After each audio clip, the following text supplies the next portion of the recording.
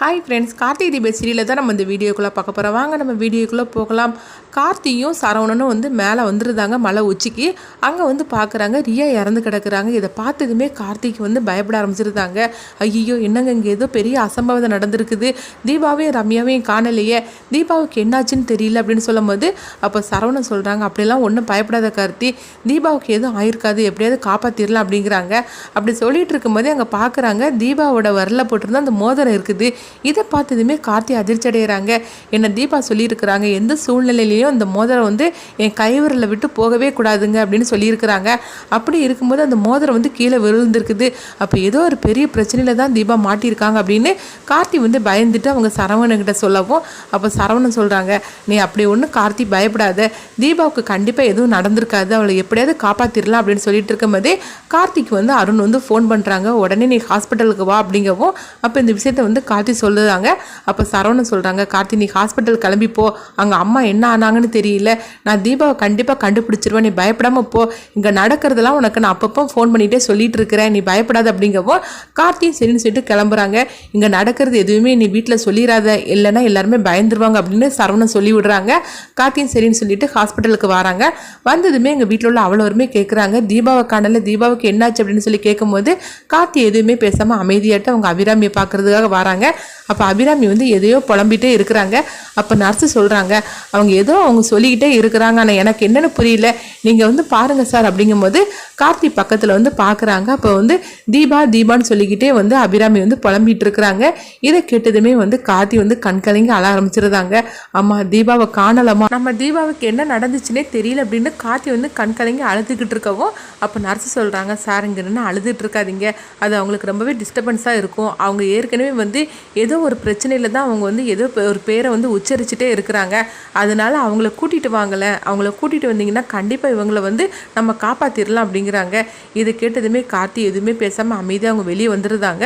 வெளியே வந்ததும் பார்த்தோம்னா ஜானகி தர்மலிங்கி எல்லாருமே வராங்க. அப்போ ஜானகி கேட்குறாங்க, மாப்பிள்ளை தீபாவை எங்கே, தீபாவை எப்படியாவது கூட்டிகிட்டு வந்துடுன்னு சொல்லிட்டு போனீங்களே, அவளை எங்கே அப்படின்னு சொல்லி கேட்கும்போது கார்த்தி எதுவுமே பேசலை. அப்போ மீனாட்சி சொல்கிறாங்க, நானும் வந்ததுலேருந்து அதை தான் கேட்டுட்ருக்கிறேன், ஆனால் கார்த்தி எதுவுமே பேசாமல் அமைதியாக இருந்துட்டு இருக்கிறாரு, அவர் அப்படி இருக்கிறத பார்த்தாலே எனக்கு என்னமோ பயமாக இருக்குது, தீபாவுக்கு ஏதாவது ஆபத்து ஏற்பட்டுருக்குமோன்னு சொல்லி எனக்கு ரொம்பவே பயமாக இருக்குது அப்படிங்கவும் ஜானகி இது கேட்டதுமே பதறி துடிக்க ஆரம்பிச்சிருந்தாங்க.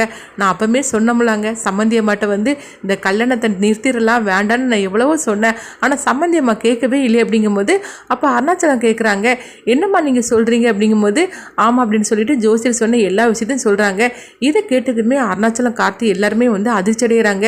இவ்வளோ பெரிய விஷயம் நடந்திருக்கு, ஆனால் அத்தை யாருக்கிட்டையுமே சொல்லலை அப்படிங்கும்போது அத்தை எங்கிட்டையும் சொல்லக்கூடாதுன்னு சொல்லி தான் அவங்க எங்கிட்ட சத்தியம் வாங்கிக்கிட்டாங்க அப்படின்னு ஜானகி மீனாட்சிட்ட சொல்கிறாங்க. ஐயோ, இது மட்டும் தெரிஞ்சிருந்தனா கண்டிப்பாக அந்த கல்யாணத்தையும் நடத்தியிருக்க வேண்டாமல் நிறுத்தியிருக்கலாம், ஆனால் அத்தை தீபாவோடைய ஆசையை நிறைவேற்றுன்னு சொல்லி தான் அவங்க இந்த மாதிரிக்கு உயிரையும் பணையை வச்சு அவங்க அந்த கல்யாணத்தை நடத்துறதுக்காக இருந்தாங்க, ஆனால் கடைசியில் எதுவுமே நடக்காமல் போச்சு அப்படின்னு சொல்லிட்டு மீனாட்சி ரொம்பவே அழுதுகிட்டு இருக்கிறாங்க. எங்கே பார்த்தோம்னா போலீஸ் சரவணனை தான் காட்டுறாங்க.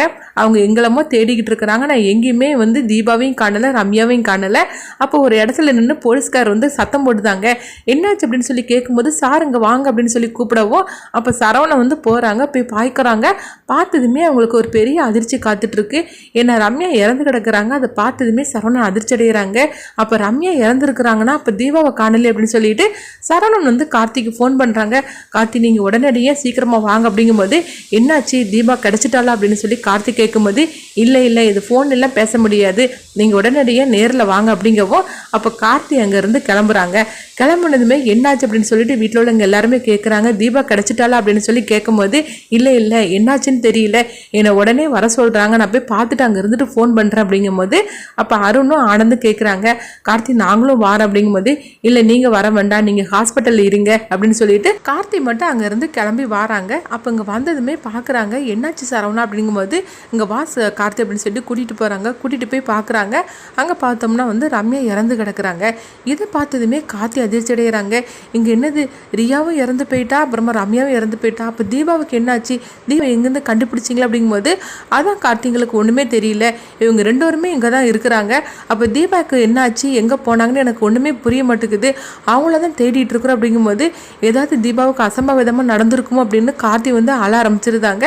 அப்போ சரவணன் சொல்கிறாங்க, கார்த்தி நீங்கள் ஒன்றும் பயப்படாத கார்த்தி, கண்டிப்பாக தீபாவுக்கு எதுவும் ஆயிருக்காது, இவங்க 2 பேருடைய உடம்பு தான் கிடச்சிருக்குது. அப்போ தீபா இங்கே இல்லைன்னா கண்டிப்பாக தீபா உயிரோட தான் எங்கேயாவது இருக்கணும், சீக்கிரத்திலே கண்டுபிடிச்சிடலாம் அப்படின்னு சொல்லிட்டு அவங்களுக்கு வந்து ஆறுதல் சொல்லிட்டு இருக்கிறாங்க. அடுத்ததாக பார்த்தோம்னா சாமியார் வந்து இதெல்லாம் பார்த்துட்டு சிரிக்க ஆரம்பிச்சிருந்தாங்க. உன்னுடைய மனைவி வந்து உயிரோட தான் இருக்கிறா, ஆனால் இப்போதைக்கு உன் மனைவியை வந்து நீ பார்க்க முடியாது அப்படின்னு சொல்லிட்டு அந்த சாமியார் அவங்க பாட்டுக்கு சொல்லிக்கிட்டு அவங்க சிரிச்சிட்டு இருக்கிறாங்க.